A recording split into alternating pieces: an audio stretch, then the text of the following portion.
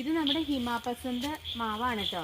കണ്ടോ, ഹിമാപസന്തിൻ്റെ ഇല കണ്ടാൽ തന്നെ നമുക്കറിയാം കേട്ടോ ഈ മാവ് ഏതാണെന്ന്. ഇതിൻ്റെ തളിരിലേക്ക് റെഡ് കളറിലായിരിക്കും വരുന്നത്. ചെറിയ ഇലയാണ്. അതിൻ്റെ മാങ്ങ ഉണ്ടോ, ഇതാണ് നമ്മുടെ മാങ്ങ. കണ്ടോ, നല്ല വലിയ മാങ്ങയാണ്. ഹിമാപസന്ത് നമ്മൾ പറിച്ച് വെച്ച് പഴുപ്പിച്ചില്ലെങ്കിൽ ഇതിന് പുഴു കയറും കേട്ടോ. പുഴുക്കേട് ഉണ്ടാവുന്ന ഒരു മാങ്ങയാണ്. അതുകൊണ്ട് നമ്മളിത് പറിച്ച് വെച്ച് പഴുപ്പിക്കണം.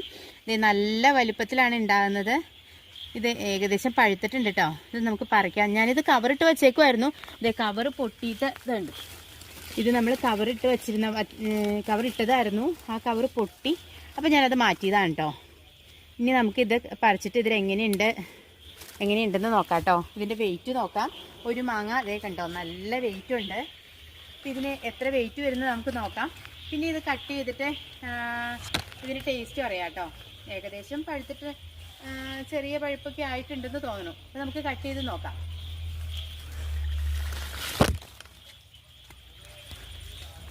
സൂപ്പർ മാങ്ങയല്ലേ, ഒരു തേങ്ങ പോലെ ഇരിക്കുന്നുണ്ട്.